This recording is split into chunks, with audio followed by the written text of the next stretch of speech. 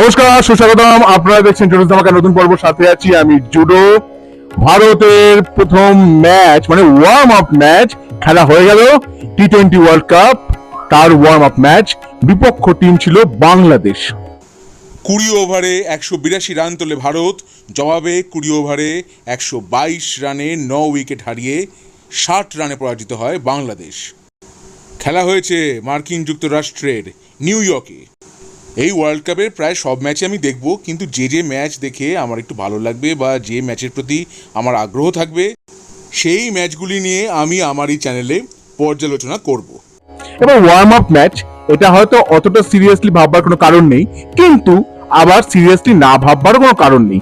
আমরা ভারতের আজকে যে ফর্ম দেখলাম, যদিও আমার মনে হয় ভারতের আরো বেশি রান তোলা উচিত ছিল, তবে এই মাঠের আউটফিল্ড কিন্তু খুব একটা কুইক নয়।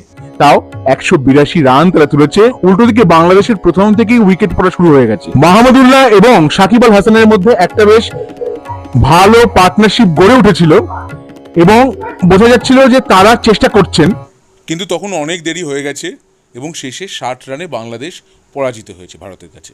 অন্যদিকে ভারতের ব্যাটিং এর কথা যদি বলি, রোহিত শর্মা ভালোই ব্যাট করেছেন, হিটম্যান।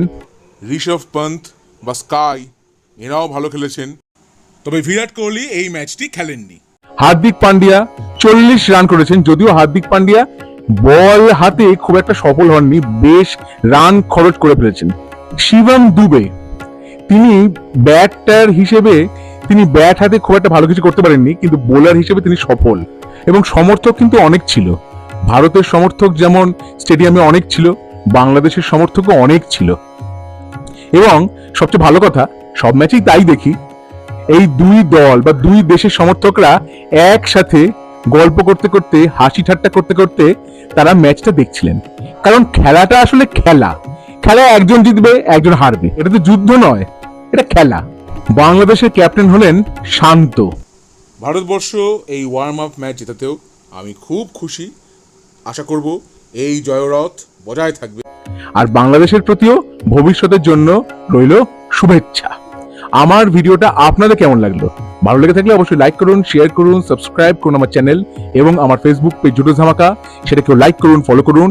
পরের পর্বে ফিরছি নতুন কোনো চমক নিয়ে, নতুন কোনো ধামাকা নিয়ে।